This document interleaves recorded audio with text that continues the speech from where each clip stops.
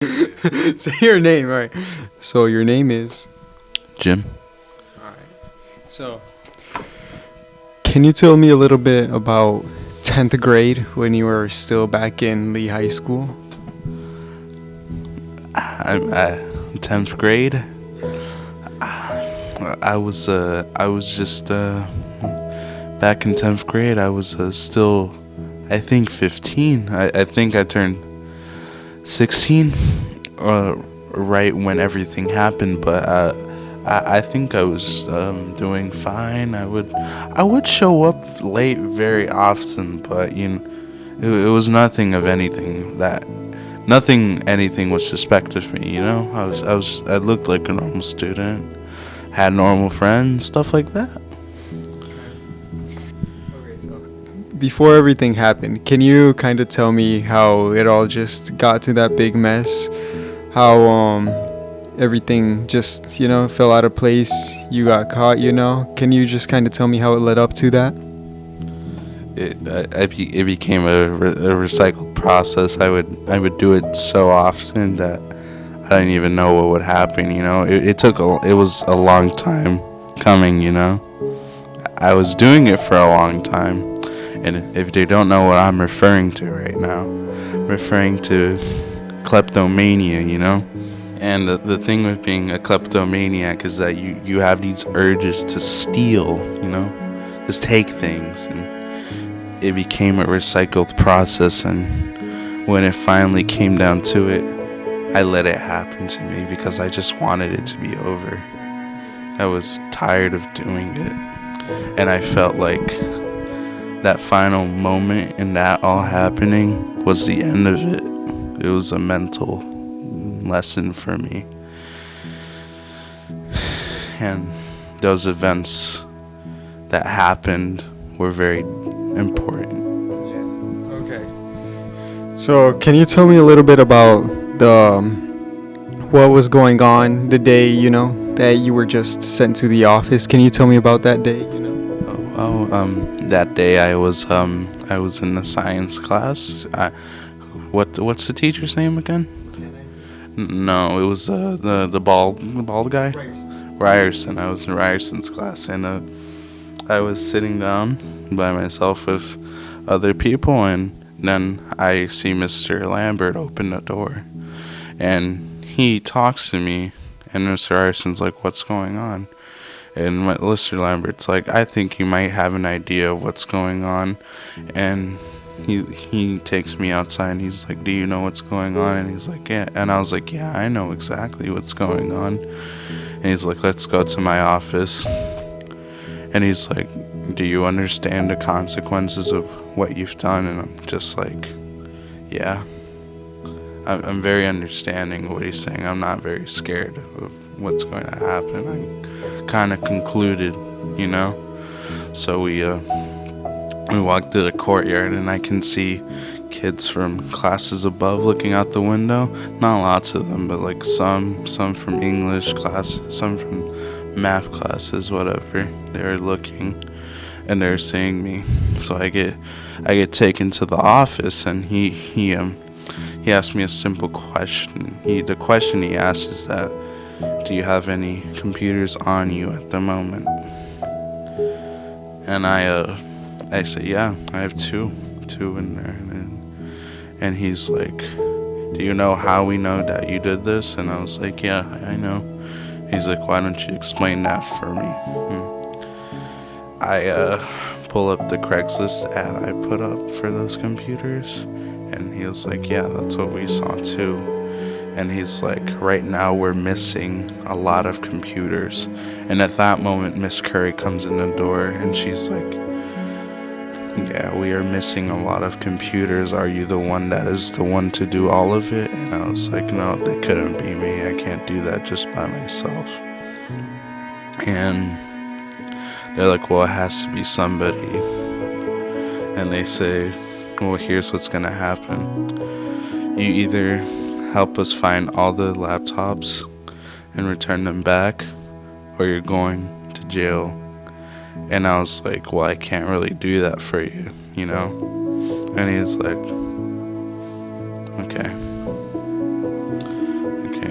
so you're going to return these 2 computers and you're going to tell us what you can account for. And I say, just as a random thing off the head, I say, okay, maybe I can account for 6 more. He's like, okay. And he's like, do you understand how much that is? And I'm a smart ass, so I say, it's about $3,000 in money. And he was like, those computers cost $1,000 each. And I say, no, they don't. No one would buy this for $1,000 each, sir. And he's like, we did. Well, I say, well, I'm sorry.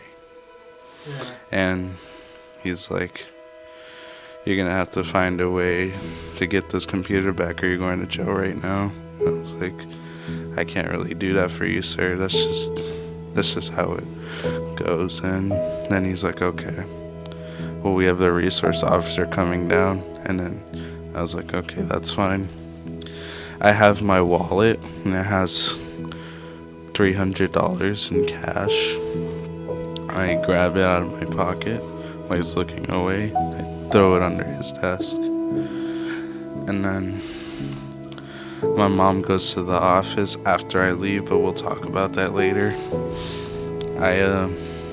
The resource officer comes in and she says, give me the password to your phone now so I could see what's in your phone to prove you have anything in there. And I say,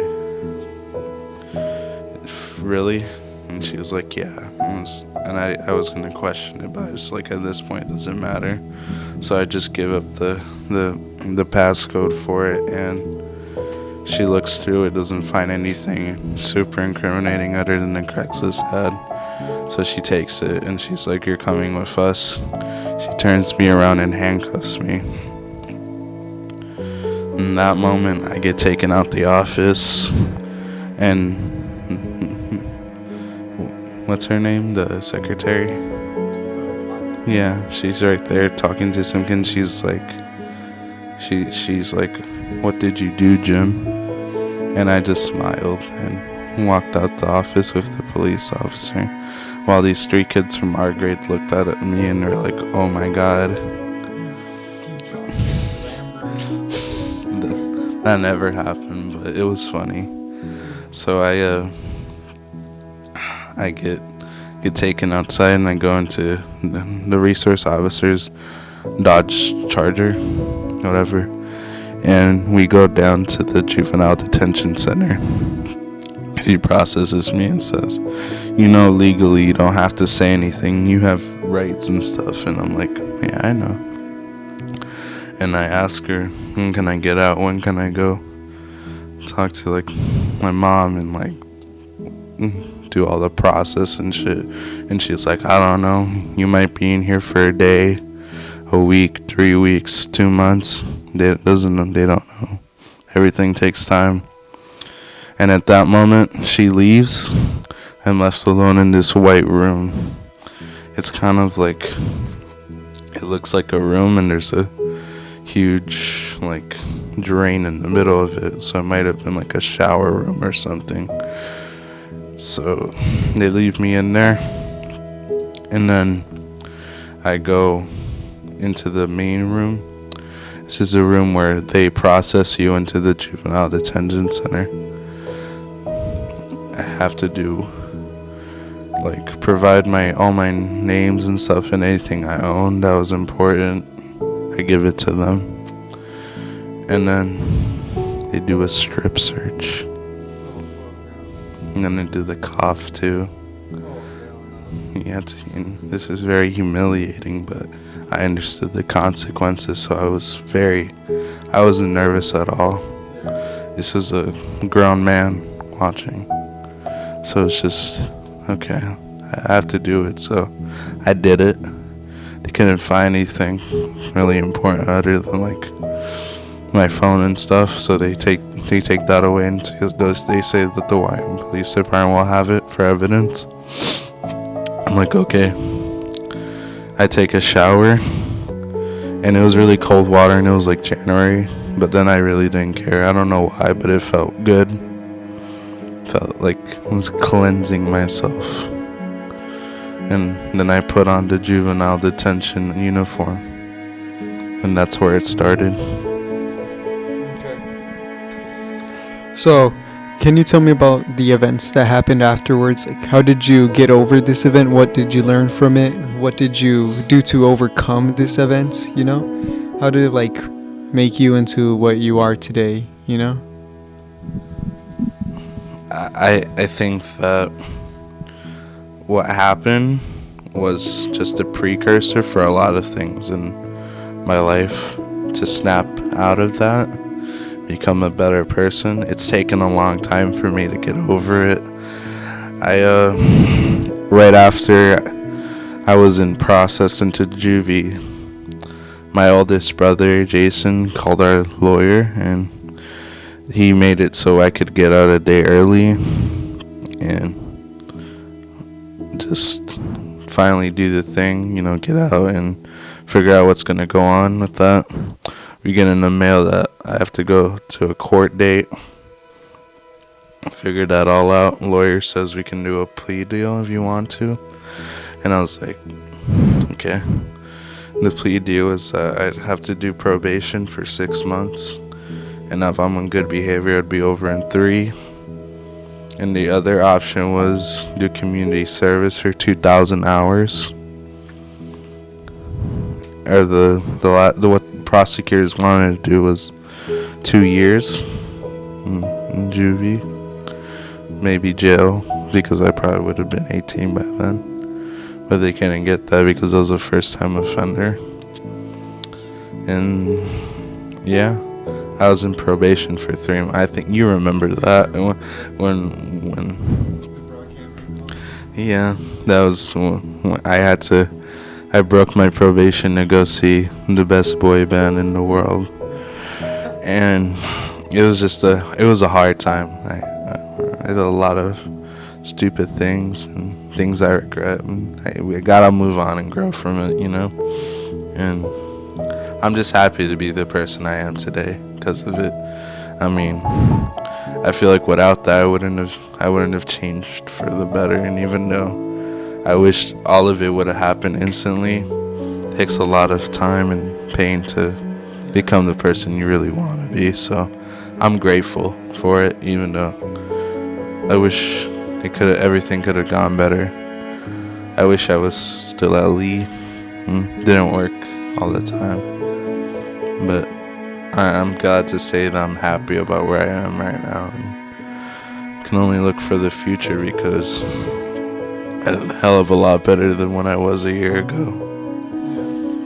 I think that's a very important lesson to take, that regardless of whatever you go through and problems you face and mental battles that you have, you always can believe in yourself. And if you believe in yourself, then the people around you will too, and your friends will too. Everything takes time. Growth takes time. That's just how it is. We all die one day, but we all try and find a purpose to live. So, who knows?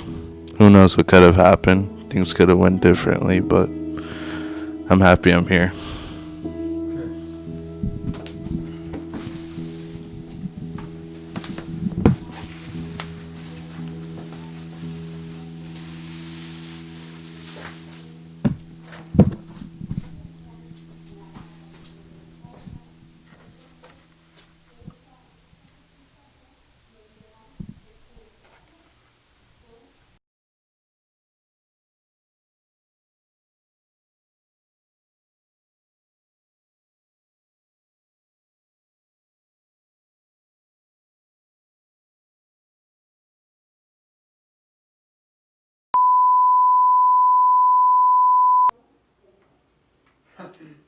Yeah. Yeah, that one good. Yo. Alright, you can take it off.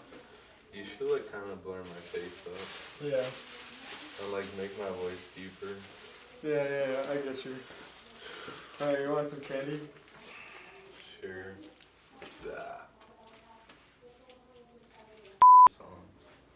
Scene 1. Okay. How to... I love your titties because they told me that I could look. What the fuck did he say? I love your titties because they taught me that I can focus on more than two things at once. I love that. Set up for the Oh Panasonic my god. VGUX90 He's looking ugly. The first thing Why do all film guys have that ugly ass voice? I don't know. Today we're going to be teaching you how to set up the Panasonic EVX 5000. using the camera's built-in microphone. This looks like a sex dungeon, okay, because of the lighting. What is Like if you cut everything out, just this part, it's Yeah. kind of like a, kind of like a sex dungeon. These bitches want Nikes, but not the real ones. Just like you, just like me.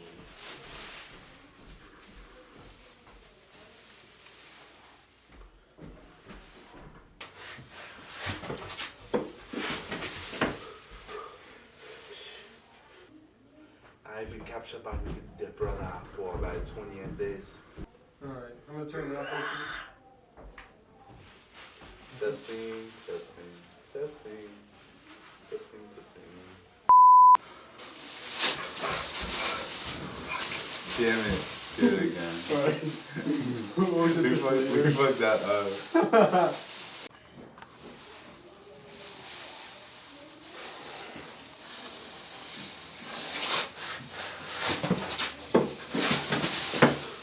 I like dudes.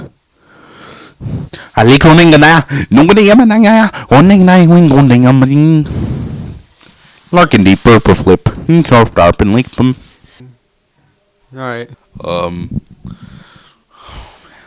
I'm 17 years old.